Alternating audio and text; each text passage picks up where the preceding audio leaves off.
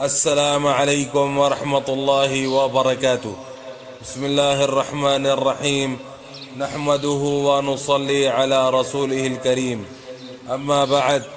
حضرت عبداللہ بن عمر رضی اللہ عنہما نے ایک مرتبہ ارشاد فرمایا کہ حضور اقدس صلی اللہ علیہ وسلم نے فرمایا تھا کہ عورتوں کو مسجد میں جانے کی اجازت دے دیا کرو۔ ابن عمر رضی اللہ عنہما کے ایک صاحبزادے نے عرض کیا، ہم تو اجازت نہیں دے سکتے کیونکہ وہ اس کو آئندہ چل کر بہانہ بنا لیں گی آزادی اور فساد و آوارگی کا۔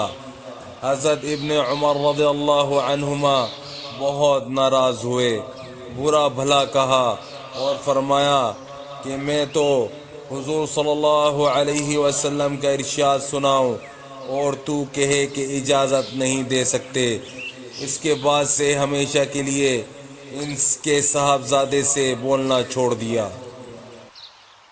صاحبزادے کا یہ کہنا کہ فساد کا ہیلا بنا لیں گی اپنے زمانے کی حالت کو دیکھ کر تھا۔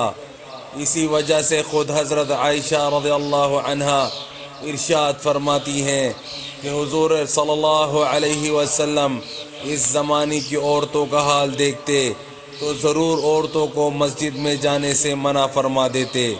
حالانکہ حضرت عائشہ رضی اللہ عنہما کا زمانہ حضور اقدس صلی اللہ علیہ وسلم کے کچھ زیادہ بعد کا نہیں، لیکن اس کے باوجود حضرت ابن عمر رضی اللہ عنہما کو اس کا تحمل نہیں ہو سکا کہ حضور صلی اللہ علیہ وسلم کے ارشاد کو سن کر اس میں کوئی تردد کیا جائے، اور صرف اس بات پر کہ حضور صلی اللہ علیہ وسلم کے ارشاد پر انہوں نے انکار کیا عمر بھر نہیں بولے۔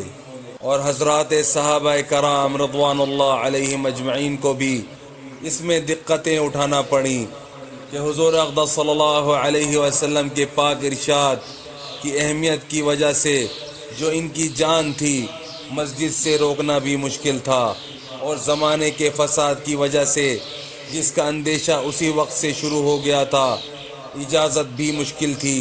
چنانچہ حضرت عاتکہ رضی اللہ عنہا جن کے کئی نکاح ہوئے، جن میں سے حضرت عمر رضی اللہ عنہ سے بھی ہوا، وہ مسجد میں تشریف لے جاتی تھیں اور حضرت عمر رضی اللہ عنہ کو گرا ہوتا تھا۔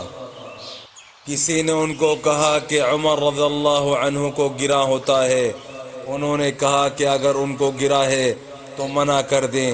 حضرت عمر رضی اللہ عنہ کے وصال کے بعد حضرت زبیر رضی اللہ عنہ سے نکاح ہوا، ان کو بھی یہ چیز گرا تھی مگر روکنے کی نہ ہمت ہوئی، تو ایک مرتبہ عشاء کی نماز کے لیے یہ جہاں کو جاتی تھیں راستے میں بیٹھ گئے، اور جب یہ پاس کو گزری تو ان کو چھیڑا۔